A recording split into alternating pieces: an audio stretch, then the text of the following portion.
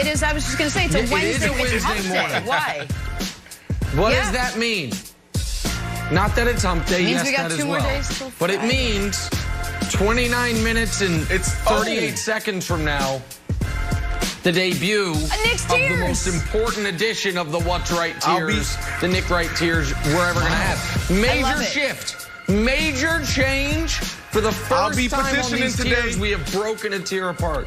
Oh, you are? You have a petition. Good stuff. Okay, interesting. I'm petitioning. Interesting. Well, then get your glasses and your old man voice ready because we are all ears. But we got to start in Green Bay this morning. That character died. Well, I know. When Aaron Rodgers is good, the Packers are usually good. And when the Packers are good, everything in Wisconsin tastes better, except cheese curd, which never tastes good. Packers are 8-3. Wow. Rodgers playing like an MVP. How can you and on start the show Sunday, with that cheese bad of a curd is take? always bad. On Sunday, he eclipsed the milestone of 50,000 passing yards. Just the 11th quarterback ever to do that. Is it me, or does Aaron Rodgers seem extra motivated this season? Here he is on Milestones. When it comes to records, I love them and milestones. Like, I do take pride in them. I think they're more things you look back on when you're done playing. I don't think I'm done by any stretch of the imagination, even though some people may have thought so in the off season. I love that. Just drop something right down there, Aaron Rodgers. Yeah. I know he is. His expressions are great. Brandon, are you surprised Aaron Rodgers is still using all that stuff that happened in the offseason, all those offseason headlines to push, to motivate him this season?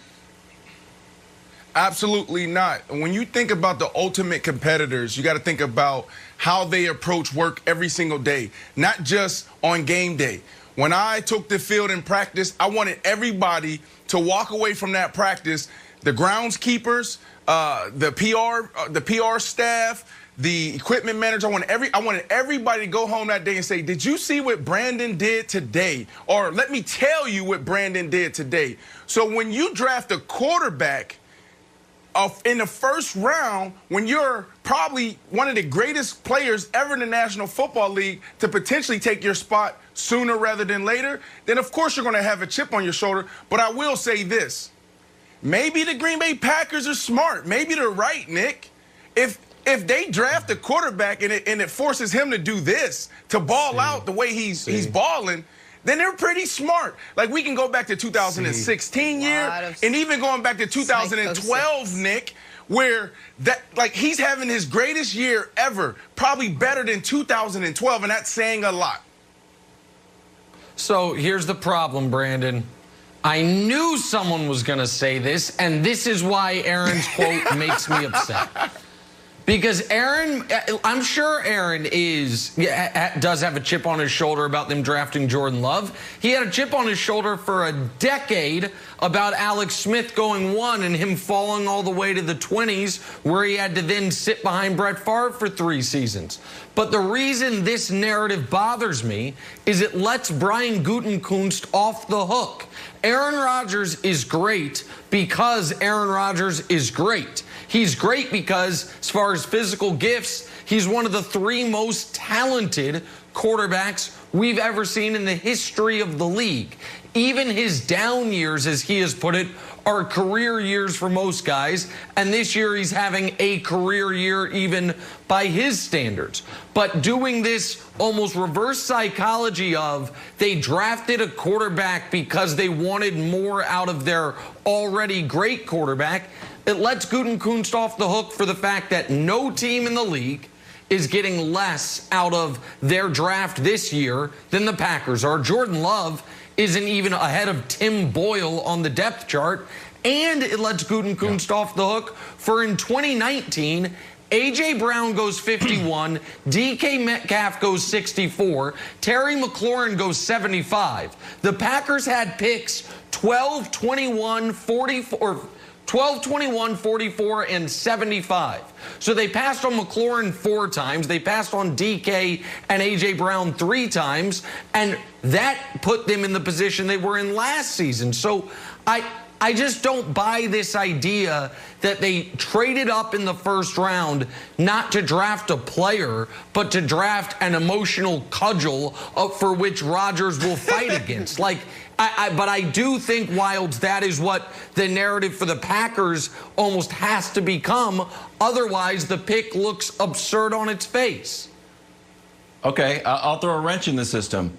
Just because I'm conflict averse, I would listen to this quote if I ran the Packers, and I'd be like, hey, Aaron, do you want us to trade Jordan Love? Let's just be honest. Do you want me to trade Jordan Love? Because it feels like we got like a Jimmy G, Tom Brady, Patriots thing. Your feelings are a little bit hurt. You think that we don't believe in you. Remember, we traded up to get him. The Colts probably want him. We traded up because someone was going to grab him. It might have been the Colts. The Patriots traded Jimmy G. They got 9 players in return.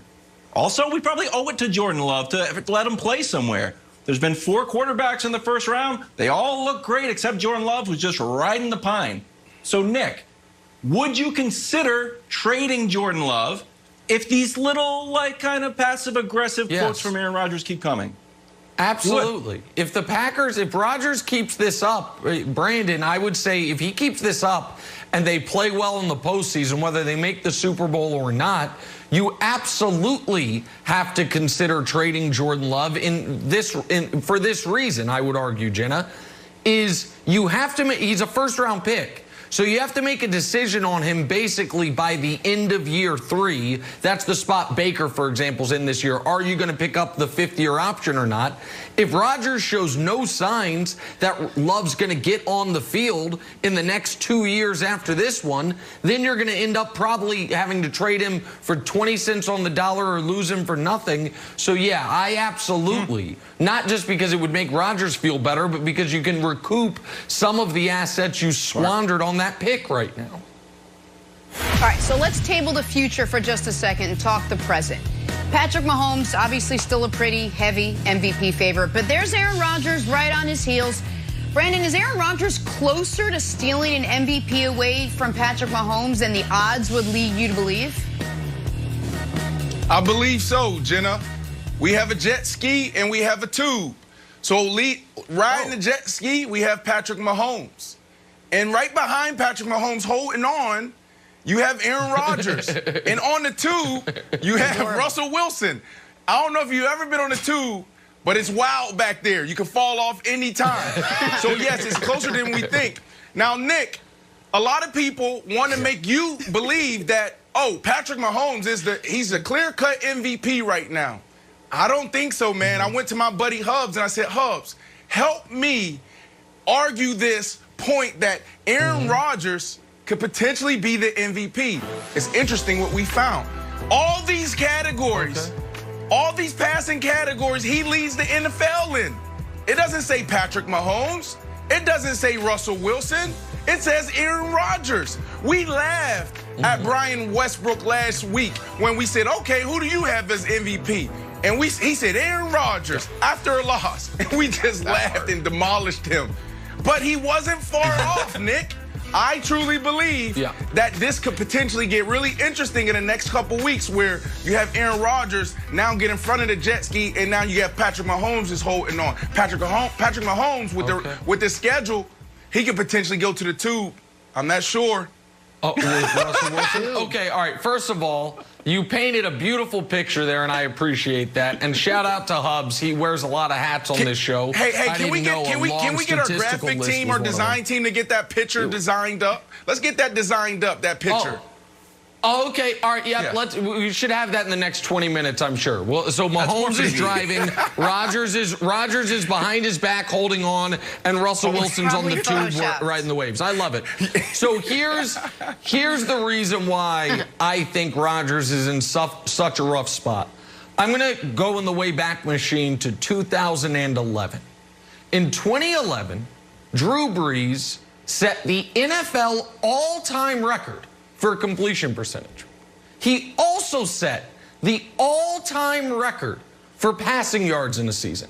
His team was 13-3. He had a passer rating that year of 110, and he had a touchdown interception ratio of 46-14. So how the hell did he not win league MVP? 110 passer rating, 13 wins, 46 touchdowns, most yards ever, highest completion percentage ever? Well, because Aaron Rodgers that year had 45 touchdowns to 6 interceptions. Twist. He had a 122 passer rating, and his team went 15-1. So a year for Breeze that in almost any other season would win you MVP, it didn't, because you had a guy who simply was playing perfect football, and his team's record was damn near perfect as well. That's the situation Rodgers finds himself in this year on the other side of it. He is having a year that is MVP worthy for 90% of NFL seasons historically. Unfortunately, he's up against a guy whose team is going to go 14-2, 15-1, who's going to have a touchdown interception ratio of touchdowns in the 40s, interceptions around 4 or 5, and a near record passer rating. And because of that, nothing against Aaron, but it's not going to be, he's not going to be able to do enough to overcome it, Wilds. Yeah, well, Big Ben hasn't lost a game. He's throwing up the LeVar ball. Never lost. Oh, stop. And Aaron Rodgers got 3 losses, and he played well in the Vikings and the Colts game. But that Tampa Bay game, he was 16 for 35. He had 2 interceptions. So that, for me, he's back on the tube. He's deep in the tube. He's deep in the tube, Brandon. And Big Ben is still driving the boat. The jet ski, I don't know if it has enough horsepower to have all the flotation devices that you have. Do you know where Big Ben is, Jenna? You know where Big Ben is, Jenna? Big Ben is at the dock looking like, wait, they left me? They went without me? And they're like, no, there's a weight limit on the tube. We can't have you on here next time.